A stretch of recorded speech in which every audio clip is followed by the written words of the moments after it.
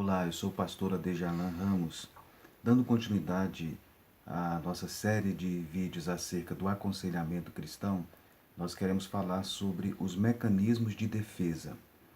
Freud, chamado o pai da psicanálise, ele é o autor de uma teoria chamada teoria do inconsciente. Alguns psicólogos não aceitam essas ideias, mas mesmo assim são gratos a Freud por ter iluminado essa parte tão importante da personalidade. Freud ele começou a observar muitos pacientes, inclusive mulheres neuróticas, algumas delas com sintomas de histeria, bloqueios físicos, cegueira, surdez ou paralisia, os quais não têm causa orgânica e sim estão baseados na mente. Ele começou a observar os sintomas e as raízes desses sintomas e notou que havia uma vaga misteriosa, uma parte vaga, misteriosa em cada pessoa que parecia controlá-la além da sua própria vontade. Isso então fez com que Freud observasse, fosse convencido de que existe uma zona abissal, profunda na mente humana, que ele passou a chamar de inconsciente. A mente humana, na realidade, é como um, uma parte, né? um iceberg. E 6/7 da altura estão debaixo da água, que não são vistos. A sétima parte é a parte consciente da mente, mas ela está sujeita à influência ou poder da parte maior, que é o inconsciente. Ou seja, 6 partes então que estão sob a superfície. Freud então ilustrou isso para facilitar o entendimento, a compreensão, como uma casa. Freud usou o conceito de uma casa falando de 2 ou 3 quartos contíguos de uma casa. No quarto menor, o da frente, está a parte consciente. A consciência, nesse caso, é aquela que pode ser vista com claridade, que pode ser reconhecida livremente. Atrás há outro quarto que pode ser chamado de pré-consciente, contém as coisas que a pessoa esqueceu, mas que esqueceu temporariamente. Com um pouco de esforço, ela pode lembrar dessas coisas e trazê-las para o campo do consciente. No quarto maior, que é o mais recuado e é chamado de inconsciente, estão armazenadas inumeráveis experiências ocorridas desde o período da infância e que são impossíveis de ser lembradas. Elas estão ali em forma de impulsos, de impressões, de pensamentos não controlados e recordações reprimidas, ativos e impulsivos. Nada então é esquecido, porque a mente é como um imenso gravador. Tudo que nós temos visto, tudo que nós temos feito, experimentado, nós registramos dentro da nossa mente. Todo esse material está vivo e tem poder. Segundo Freud, então, existe uma cortina entre o pré-consciente e o inconsciente. Essa cortina funciona como um censurador, determinando o que deve passar do inconsciente ao consciente. De vez em quando, a cortina se abre para permitir a passagem de uma recordação ou de um impulso ao nível do consciente, mas outras vezes não permite que tais impulsos passem. Essa cortina representa os controles que estão em jogo para censurar os impulsos e evitar que se transformem em atos. A Bíblia, ela, ela não fala, ela não nega a existência do inconsciente, né? Nem também afirma, mas nós temos alguns versículos que eu acho que podem se referir ao inconsciente. Em Mateus 12:34 está escrito: pois do que há em abundância no coração, disso fala a boca. Em Jeremias 17:9 está escrito: enganoso é o coração mais do que todas as coisas, e incorrigível, quem o conhecerá? Então, é inegável que existem pensamentos, emoções e paixões que estão ativos em uma pessoa sem que o consciente perceba e exercem influência sobre a conduta desta pessoa e muitas vezes até enganam.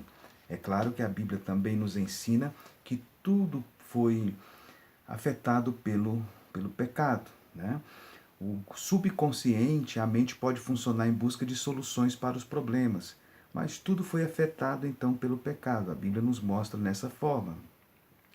É evidente, então, que a natureza pecaminosa do ser humano, ela opera muitas vezes através do seu inconsciente, e que Satanás pode apoiar-se nessa atividade para corromper a mente e realizar propósitos destruidores. Bem, como é que a pessoa então pode se livrar disso? A Bíblia fala em Romanos 12 sobre a renovação da mente. Nós temos vários textos na Bíblia que falam sobre essa questão da mente e fala da renovação da mente. O homem, então, ele tem conflitos. Esses conflitos surgem devido ao confronto entre os seus desejos e a disciplina que acontece em função da religião, da cultura, da sociedade que lhe impõe. O homem, então, ele pode decidir superar esses conflitos fugindo dessa disciplina, lutando contra as forças externas ou transigindo consigo mesmo. A uma força dentro do homem que conspire para que ele realize seus desejos e ao mesmo tempo tranquilize sua consciência. Essa força usa mecanismos que procuram aliviar o conflito, ora negando ou falsificando essa realidade.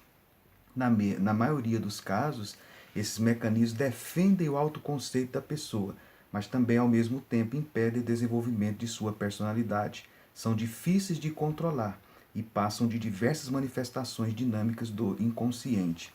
É isso que nós chamamos então de mecanismos de defesa.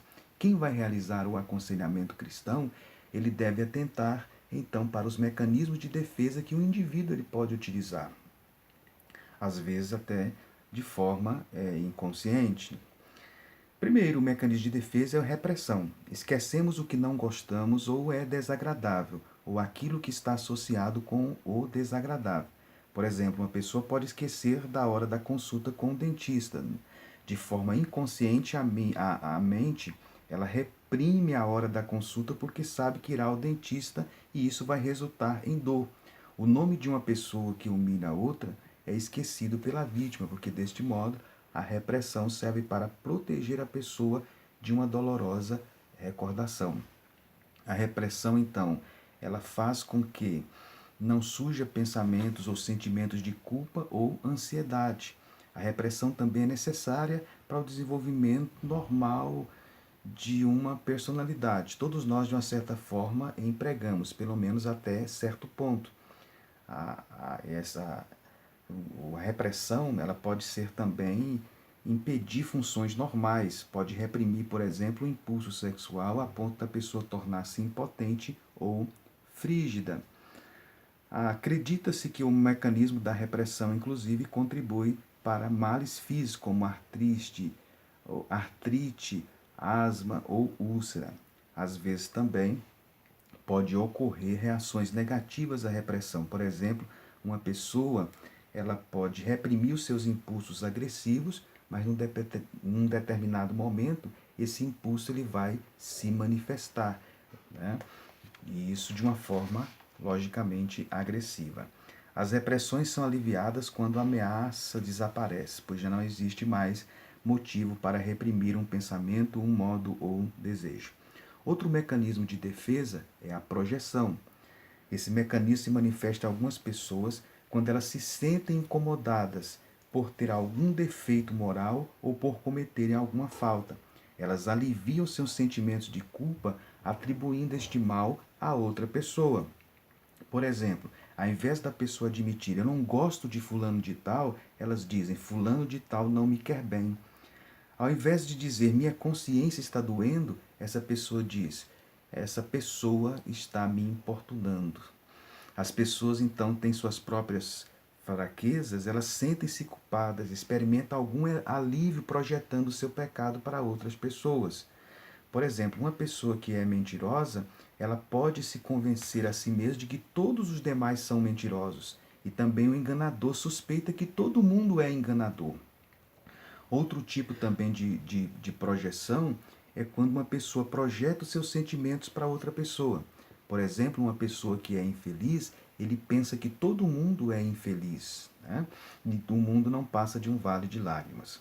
O terceiro mecanismo de defesa é a racionalização.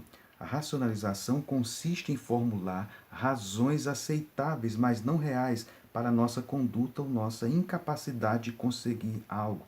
Todos nós Racionalizamos atos, criamos desculpas a nosso favor, explicamos nossas limitações em termos adequados para a gente se livrar da culpa. A racionalização acontece com muita frequência. Inclusive, a racionalização do pecado, que é algo muito terrível. O que a pessoa então ganha com a racionalização? Ela torna mais tolerável as frustrações da vida, né? Mas às vezes, e é uma das coisas que muito acontece, através da racionalização, o máximo que nós conseguimos é enganar a nós mesmos e aos demais. Mas muitas vezes a única coisa que conseguimos é evitar que nós vejamos tal como as outras pessoas nos veem. O quarto mecanismo de defesa é a regressão. A pessoa que se encontra em uma dificuldade, frustrada, ela regressa à conduta infantil. Ela se isola, por exemplo, pessoas que se isolam das demais, chora, grita, manifesta de alguma maneira o seu mal gênio quando as coisas não lhe agradam. Tem pessoas, por exemplo, que ocupam cargos nas igrejas, que essas pessoas, elas, quando as coisas não acontecem como elas querem, elas simplesmente renunciam à sua posição ou deixam a igreja. Isso então é uma manifestação de regressão para uma conduta infantil. O quinto mecanismo de defesa é a substituição. Esse mecanismo funciona quando a pessoa não tem a coragem ou a oportunidade de descarregar sua ira diretamente contra a pessoa que provoca. Então, se o patrão fez alguma coisa com o empregado, ele chega em casa e descarrega na esposa, que consequentemente descarrega no filho, que consequentemente pode descarregar também em um animal de estimação da casa. É a substituição. O sexto mecanismo de defesa é a sublimação. Existem instintos ou impulsos muito fortes em algumas pessoas que nem sempre podem ser expressados em sua forma direta. Porém, existem maneiras de se utilizar as energias resultantes desse impulso em outras atividades que vai trazer satisfação para as pessoas. Alguns acham que Da Vinci, Beethoven, Kierkegaard, por exemplo, utilizavam a arte, a música e a filosofia existencialista para sublimar os seus desejos frustrados ou as suas emoções tumultuosas. O sétimo mecanismo de defesa é a compensação. A compensação, a pessoa tenta compensar as suas deficiências em, sejam elas deficiências físicas, sociais ou intelectuais, em outra coisa. Por exemplo, a pessoa que tem um defeito físico, ela pode tentar compensar esse defeito físico em uma atividade, em um trabalho, em um campo, né, intelectual ou artístico. É a compensação. O oitavo mecanismo de defesa é a identificação, quando uma pessoa tenta incluir em sua personalidade as características de outra pessoa. Ela pode se identificar, por exemplo, com o sucesso de alguém procurando ser semelhante àquela pessoa. Elas tendem a admirá-lo, assimilar suas características. Isso pode ser com partidos políticos, com equipes de esportes, grupos religiosos. Os adolescentes às vezes se identificam com determinados heróis, né?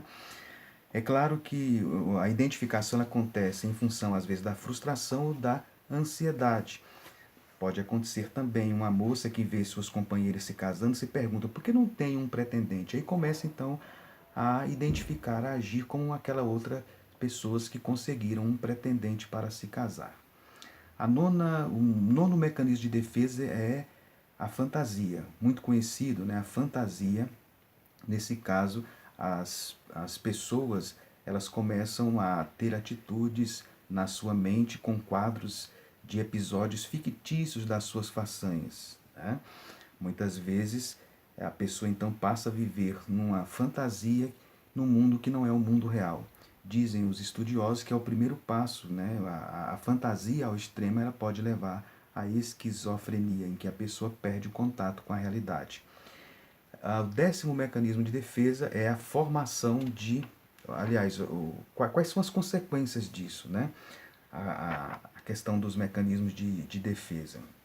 Os mecanismos de defesa eles são utilizados para aliviar a ansiedade, para ocultar ou negar a realidade, né? E assim, de uma certa forma, impede o desenvolvimento psicológico da pessoa. Quando o mecanismo de defesa se torna muito forte, domina a pessoa e cria obstáculos para a sua adaptabilidade e também flexibilidade, né?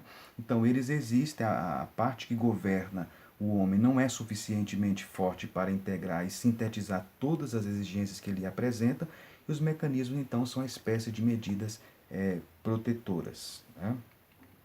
Quer dizer, quando a pessoa então se desenvolver emocionalmente, ela vai se libertar destes elementos, né? Pode até utilizá-los, mas num nível mais a menos. Então à medida que a pessoa amadurece emocionalmente, ela pode se livrar destes elementos. Então, enquanto educador, enquanto conselheiro cristão, o conselheiro deve observar a questão dos mecanismos de defesa, estudar os mecanismos de defesa e conhecê-los melhor para identificar nas pessoas que estão sendo aconselhadas.